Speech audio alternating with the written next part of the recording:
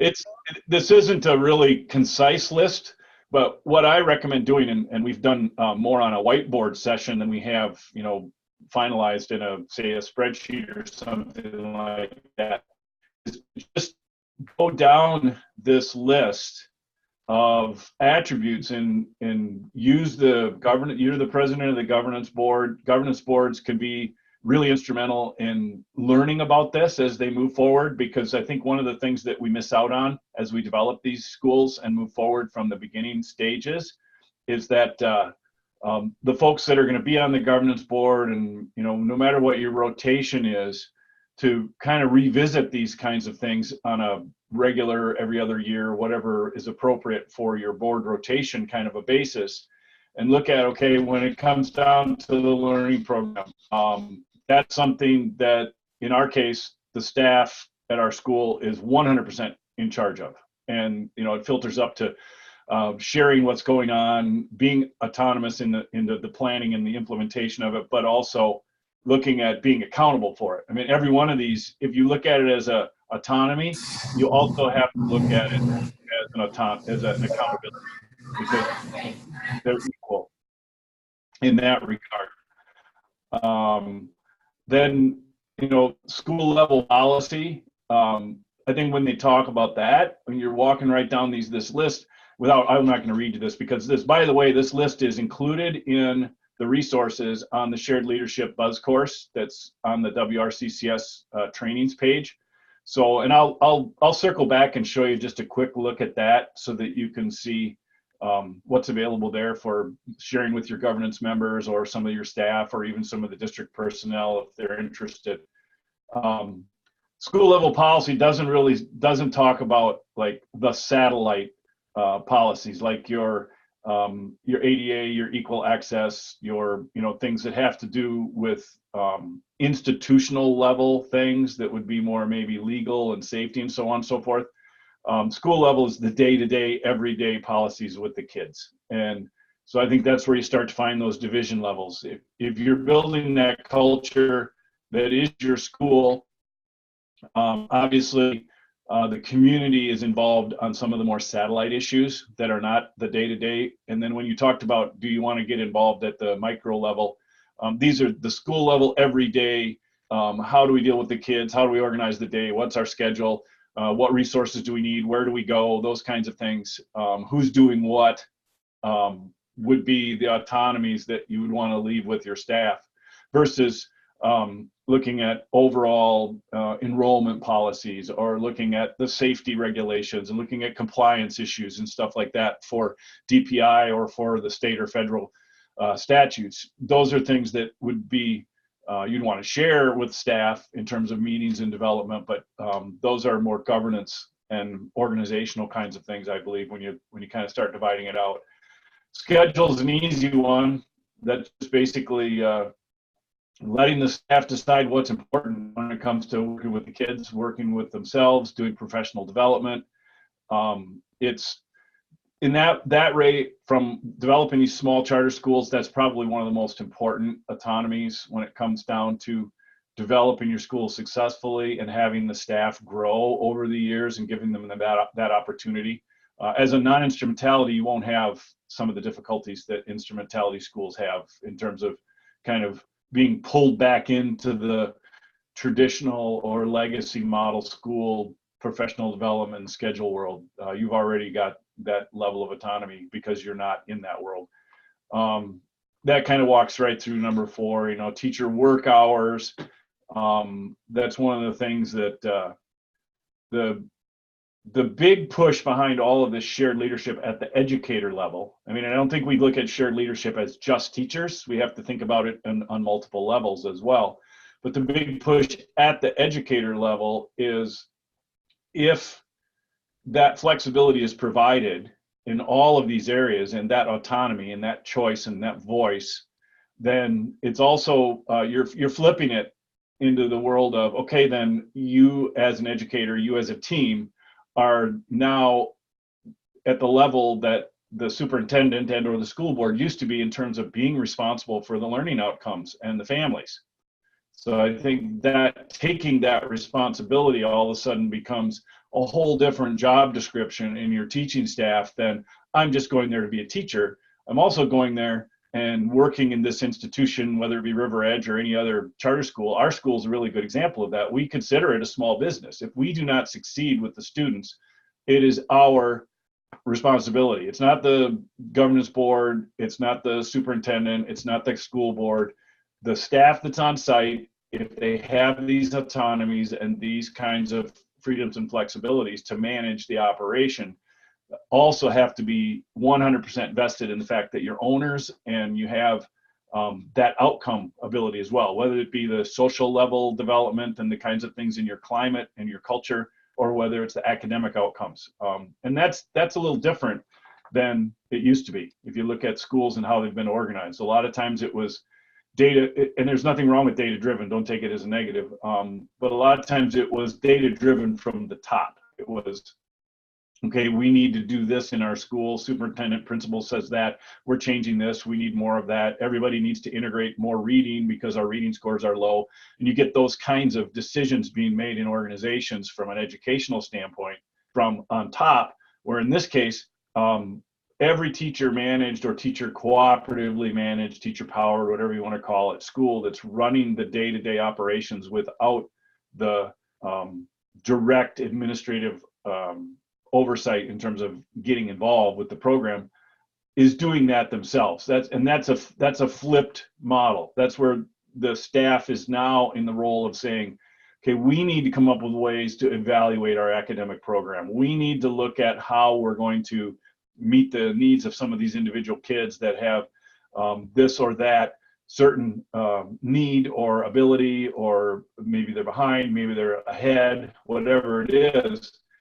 And that's now a staff decision. And kind of curiously, it's always been a staff decision, because when you've been a teacher, you've always had that in front of you, maybe for smaller bits of time in a traditional model.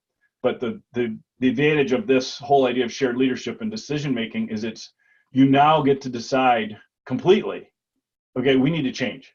We need to change because of what we're seeing day to day, instead of because of an institutional priority or somebody bringing back something in service and saying, hey, we're all going to do this because it's really great. We just learned this. We're switching, and that happens too often in education historically. So now you've got the whole responsibility, and it's a big responsibility, but it's also, in a sense, a great advantage, and can be a lot of fun because it makes the staff feel like it's their home, and they can develop that family atmosphere if they want. They can develop whatever atmosphere they want. They don't have to follow some preconceived notions. Selecting colleagues, pretty straightforward. In our school, we've done that from square one. I know a lot of other schools that do too. And of course, we've involved our governance board. We've involved our superintendent at the final review process. We've taken our applications, in our case, to the school board because we're an instrumentality. You wouldn't be in that same situation. It would probably be governance board as the final say. But the recommendation of who to hire has always come from the staff team that's on boots on the ground. And then the school leadership thing is number 6, is kind of a, I'd say it's at least a dual-edged sword in that regard, because when you're talking about what do you mean by school leadership, is that the person that you hired to be your lead teacher, is that the committees and the teams that are deciding what to do with the schedule and with the curriculum, with the kids, with the busing, with the kids that have certain special exceptional needs and things like that. And I think that really has the ability to be adapted to what you as an organization feel is the best fit. For example, many of the larger schools that have chosen to go down more of a shared leadership staff directive course have a rotating lead teacher for a period of time. They may take the position for 2 years, 3 years, whatever, and that's determined by the staff itself and people who might step up or volunteer or nominated, asked, those kinds of things. Some have lead teachers that stay in that position just due to where they were hired and where the school developed from, and they're comfortable with that. They're the kind of leader that allows and facilitates that cooperative site-based management environment instead of being the top-down kind of leader. And I think that's pretty important. When it really comes down to like choosing those school leaders, a lot of it has to do with what's your attitude towards leadership. You know, is it directive or is it cooperative? Is it lead by example or is it lead by directive? And I think that's a lot of what happens in many of these schools. If they're successful, you've come over that hurdle and organized yourself around a leadership model in terms of who's responsible for what. And one thing I think when you're talking about the actual school leader on a site that's a shared leadership, kind of a cooperative, is because it can take so many forms.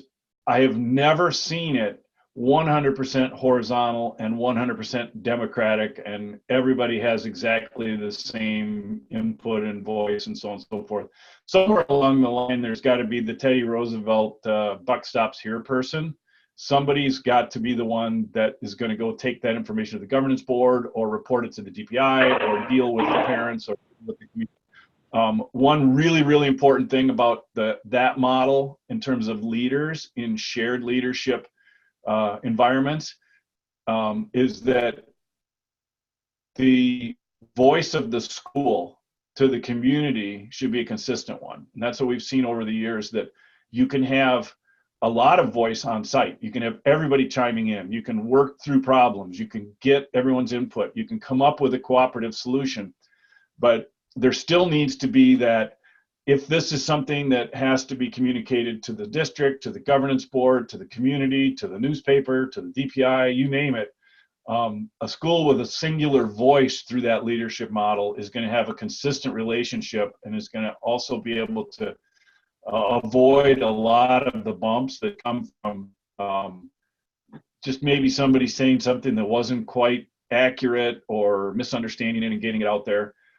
That's been our motto from square one, is that really even though we have a horizontal decision-making model for a lot of aspects of the things on this list that I'm showing you, we definitely have a policy, a school level policy that's about how do we communicate with the public. Certainly all the teachers communicate with parents, and we'll post stuff on Facebook and things like that to promote the school and do their jobs. But when it comes to big issues, policy changes, school growth, development, if there were a problem of some kind or an incident, that still needs to be there. Whether that's a teacher, whether that's a governance board member, whether that's someone in a position that's been hired as an administrator, it depends on the model you do. But I think that comes down to too many voices starts that telephone game, and then the community doesn't get the square message, the way you're really trying to communicate. I think we've kind of circled around the professional development already when it came to teacher schedules and stuff like that. That's just, to me, that's a non-negotiable when it comes to cooperatively led schools, is that those folks on the ground, those staff members, whether they be paraprofessionals or teachers or aides, what they need, they'll know what they need. And if they don't know what they need, they'll work with each other to determine what they need. And I think that's part of, you mentioned you went to, or Jessica mentioned, and by the way, welcome Aaron and Amy and 608, whoever you are at the bottom of my screen there with no name, phone number out of Madison area.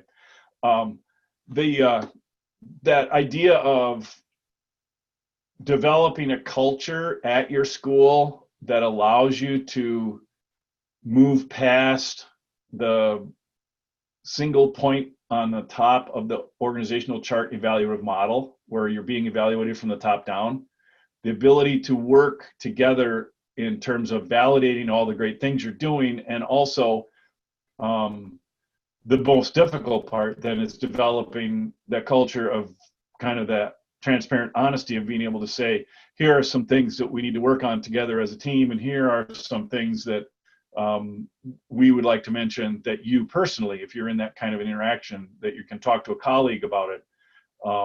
That is probably the biggest mountain to climb when it comes to a shared leadership or cooperatively managed environment, is how do you do that when in the past you've had a person of a director, or you've had a principal, or you've had a superintendent that will go to employee X and say, the following things were really not part of what we stand for, and blah, blah, blah, or you need to improve on this, and come up with an improvement plan and work with that employee.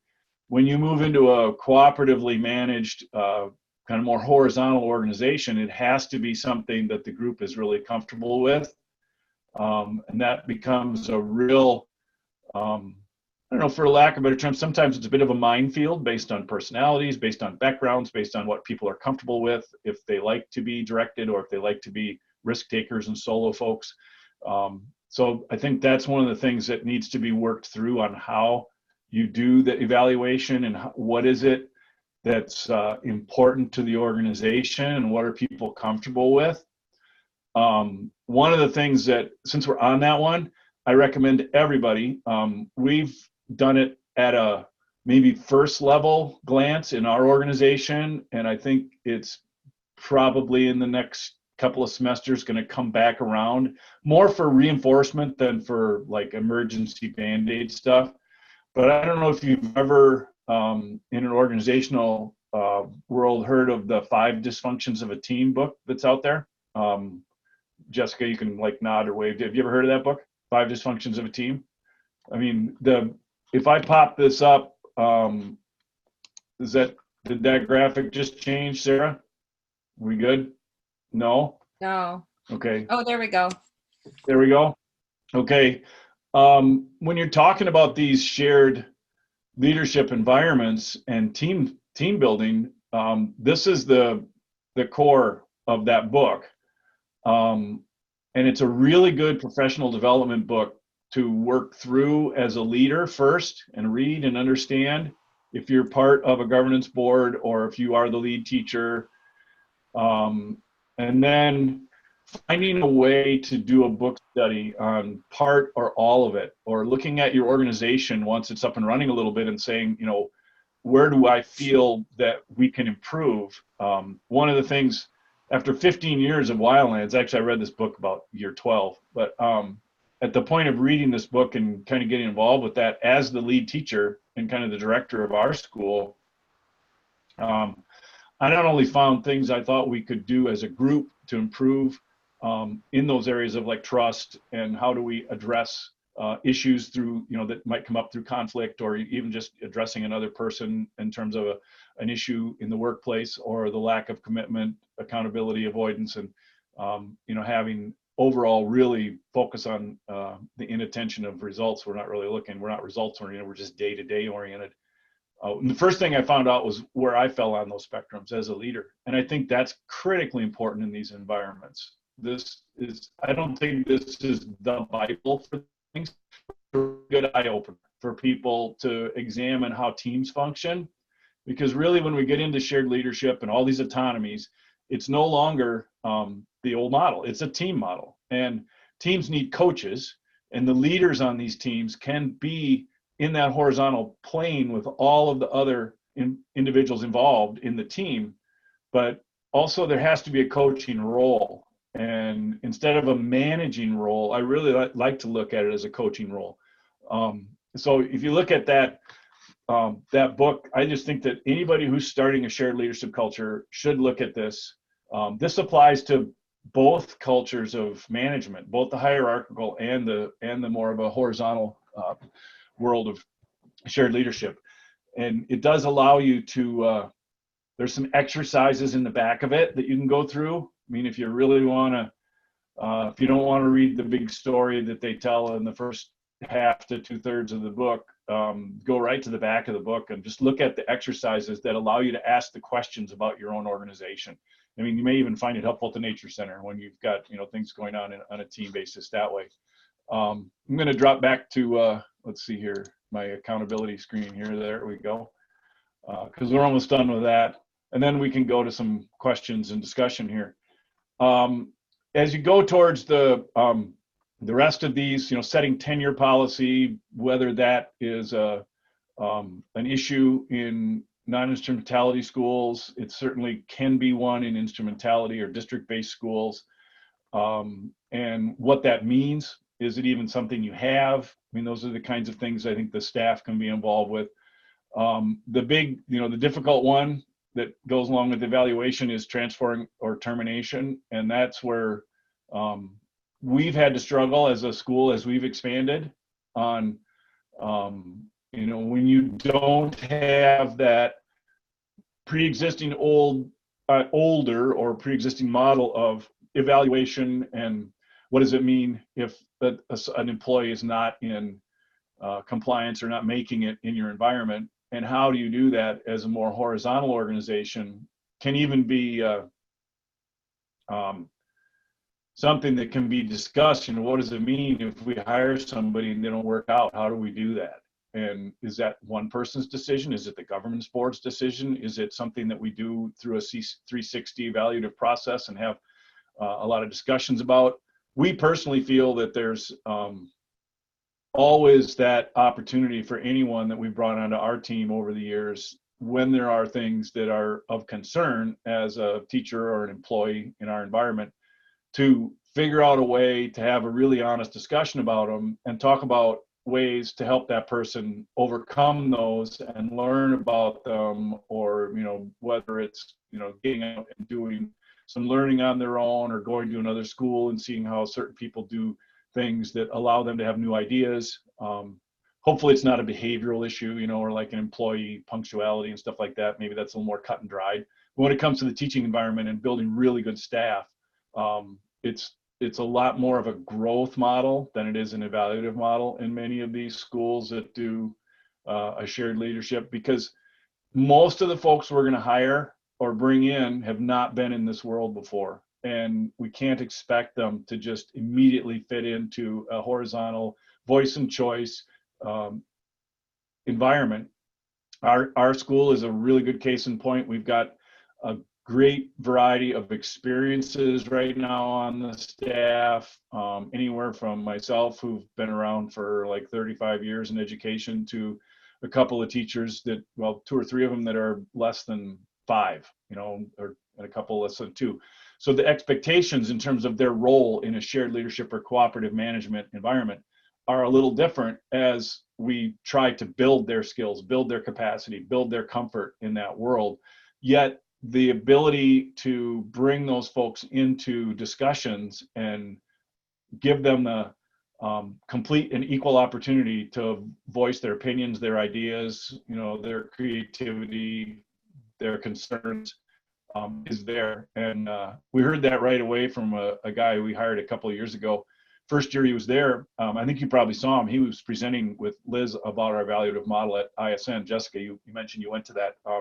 And one of the things Andrew told me was he'd worked in a lot of different environments, and he'd been a teacher for a short period of time, but he'd worked in other businesses. And this was the first place, he said, where he just felt like he walked in and they asked him about what he thought about things immediately. What do you think we should do? What's your opinion? Where should we go with this? So that inclusiveness, I think, is really important as you build that idea of evaluation, what your termination policy and stuff like that might be. That's kind of the harder one on that list. The budget, that's a big issue with all schools. Ultimately, I think when you talk about shared leadership schools, the entire fiscal responsibility, if they want it, can be on the leadership group, that staff group, that cooperative group. They can be responsible for the dollars. We're very lucky as an instrumentality charter school that we work with our district, and when our budget is set, we decide every single penny. Now, obviously, we have, like every other institution, about 76 to 78% staffing costs.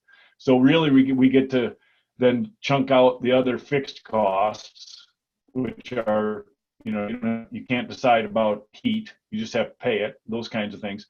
But then when it comes down to it, that whatever's left over for the day-to-day running of the school, the staff is 100% in charge of what are we doing with this? Are we replacing this or that? Are we buying these materials? Are we taking this trip? That's something that instead of being told what to do, gives the folks the ability to build the programs they want. Determining compensation, in your case, that's probably relevant if you're in a non-instrumentality. where instrumentality schools tend to have a pre-existing contract or a handbook or something going through the school board in terms of teacher compensation.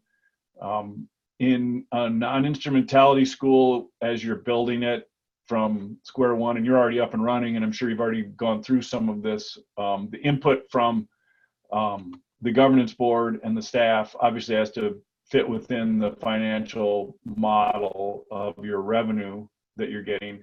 But having some staff talk about what does it mean to work here, and how much are we working, and what should we be paid, what's available. I've typically seen when working with budgets on a lot of charter schools, and my experience is less on the non-instrumentality front and more on the district-based instrumentalities, that everybody is pretty much spending, that larger chunk, 75 to 80% on staff, and then working out how do we deal with the rest. Then, setting the staff pattern, that's basically what do we need on site. It sounds like you've started, and most schools really look at what are their needs for their community. Having that be a discussion among the employees as you're building your team, and then adjusting that. That's probably the most important thing, is if that autonomy is there, then 6 months down the road, you're going to know, are we really hurting because we don't have an aide, or is there a way to change some of our finances so that we can bring on a half-time teacher, or next year bring in a full-time teacher with this many more kids on our environment. So I mean, those are all these discussions that typically, if you look at this list, and I've had the luxury of being at the administrative level in traditional schools to a certain degree as well. This literally, we're just talking about what a lot of times what the superintendents and principals do, and we're transferring it down to the staff cooperative team. And then one thing to keep in mind, offering them, everybody on our staff, the level of comfortableness, where do you want to fit in on this? The first year teacher's not going to have the insight, but if they're there, they're going to learn. And I think that's part of the whole process, is developing that culture. The last two on this list are really assessment based. And I think that's also extremely important when it comes to developing these cooperatively managed institutions that have a great degree of accountability in their staff. Because if the staff is going to be accountable, they also have to have a connection to how are we being evaluated as a staff, but also how are we evaluating our learning and our outcomes with our kids? How are the students doing, whether it's looking at social, emotional, cultural, academic, those kinds of things that you want to look at, progress through different levels, depending upon what your school age group focus is. And everybody's going to be somewhat plugged into, if they choose, in our state assessment system to whatever degree. In our case, I can just use our example. We've never not participated. We've always just been at the level of, yes, we're going to do everything the district does, and we're going to find out how things work there. Whether we put the same level of importance on some of the standardized tests is up to us. And we tend to know our kids a little better in a smaller environment. Our students it's a little more personable that way. So we know if a student, maybe is a terrible test taker or had a bad day, or we can have that conversation with them about those kinds of things. But then determining how we assess the program and how we assess the learning takes us beyond that world of that standardized assessment world that a lot of times we make a lot of our decisions with. And in our case, and I know in a lot of cases of other non-traditional innovative schools, they're bringing in things like the participation of students in a wide variety of programs and opportunities, a growth model of assessment instead of an evaluative model. So you're looking at what are the competencies, if you want to look at it that way, or some of the things that you want those children to be able to work through and recognize by the time they move through your program. And that kind of growth model allows you to look at individuals instead of just aggregate data. Schools that have older children typically will use quite a bit of the problem-based and project-based outcome evaluative tools, whether it be presentations, e-portfolios, community involvement, seminars, those kinds of things.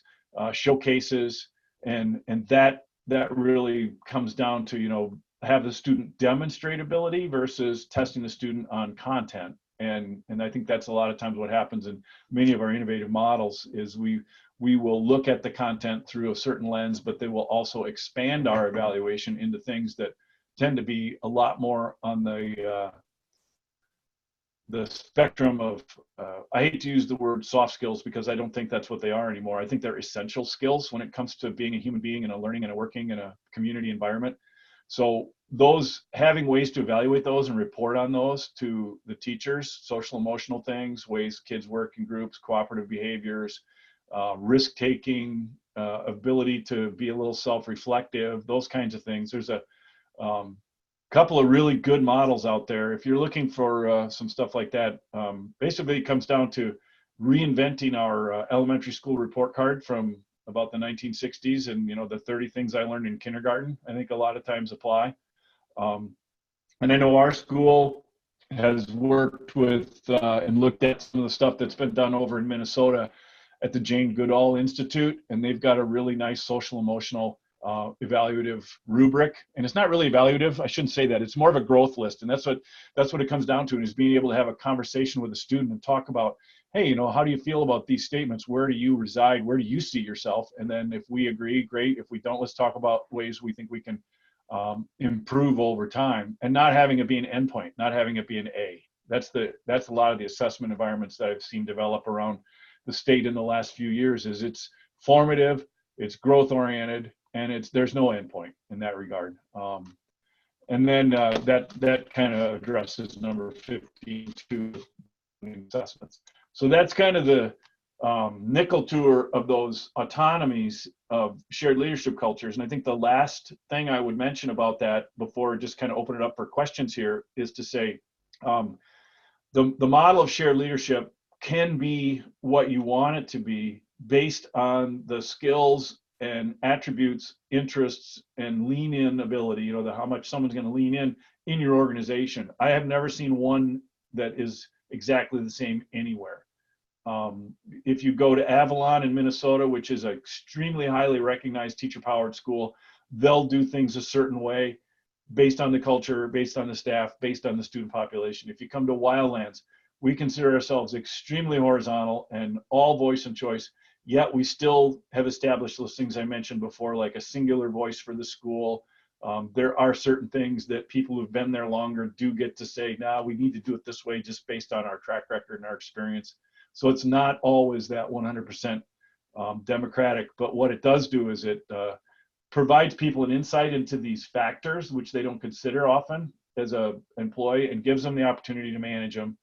And then the last thing I'll say is I've also seen people dig into this and then back off because they feel that some of these things are overwhelming and they don't, in their culture, in their environment, with their students, in their school, the teachers really don't want to spend the time on the budget. They're okay to say, hey, person Q, person Z, whoever, if you do the budget for us, we'll talk to you about it, but just let us know because we're really busy doing this. And that's another thing. When you look at these lists, they may be Cadillac lists, but they also have to be realistic lists in terms of how you adopt them and what fits your organization.